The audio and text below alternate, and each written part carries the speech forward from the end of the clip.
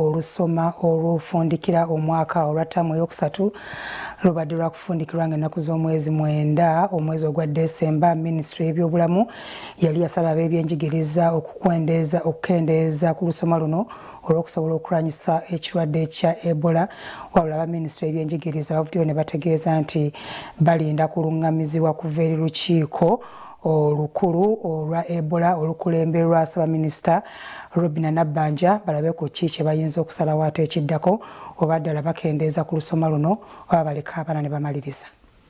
Minisitule y'ebyenjigiriza ekakasizza nga bwerinda okulungamizibwa okuva mu lukiiko olukulu olulwanyisa Ebola mu ggwanga olukulemberwa Ssaabaminisita Robinah Nabbanja okusalawo oba bakendeeza ku lusoma olwokusatu nga bwe basabiddwa Minisita w'ebyobulamu Dr. Jane Ruth Aceng. Minisita Aceng yalungamizza nti kyamakulu era kya mugaso amasomero okuwummuza abayizi amangu mu lusoma luno olubadde lufundikirwa mu butongole ng'ennaku z'omwezi 9 omwezi ogwa Desemba okusobola okukendeeza ku mujjuzo amasomero galekewo abayizi abakola ebigezo ebyakamalirizo oluvannyuma lw'okuzuula mu bayizi 6 ekirwadde ky'Ebola mu masomero ag'enjawulo mu Kampala. It would be extremely nice if the Minister of Education considered early exams so that then we are left with only the candidates, because we know that the time frame for candidates to do their exams has already been fixed. But the fewer learners at school, the easier for us to carry out surveillance. Mukwanukula omutesitesi omukulu minisitule y'ebyenjigiriza Ketira Malo agamba tebalina buzibu na kyakufunza lusoma lwakusatu singa baba balungamiziddwa olukiiko olutwala Ebola mu ggwanga olwa Ebola National Task Force.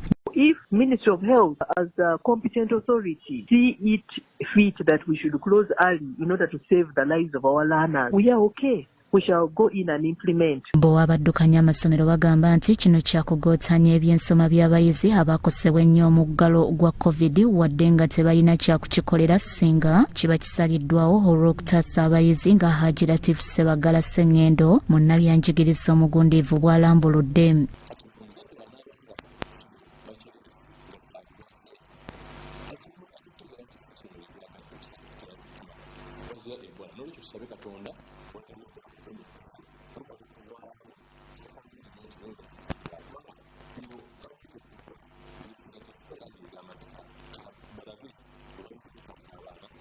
Ensonga eno era ereseewo okukubaganya empawa mu babaka ba Paliamenti akadde kano ababadde bakava mu luwummula. Kisooka abaana baffe baafiirwa nnyo mu COVID, abaana tebaasoma.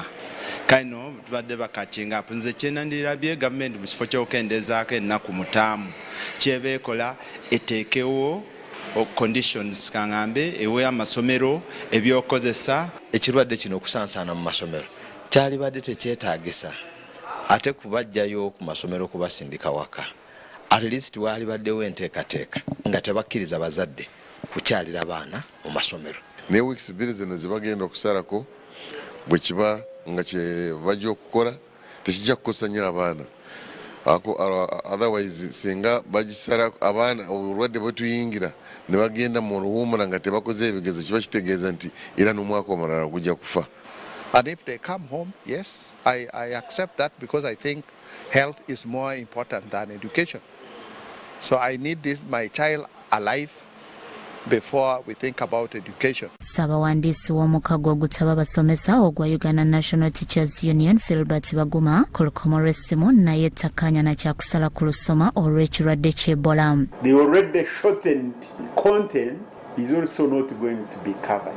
Yes, it may be an option, but it should be our last resort option. Ebola mu kiseera kino yakakwata abantu 103 abafudde 43 abali ku bitanda 400 nga n'abasiibuddwa 45 bekusakiddwa Muhammad Wamala ne Wandolo Bone, Crossroads TV, Omunyo.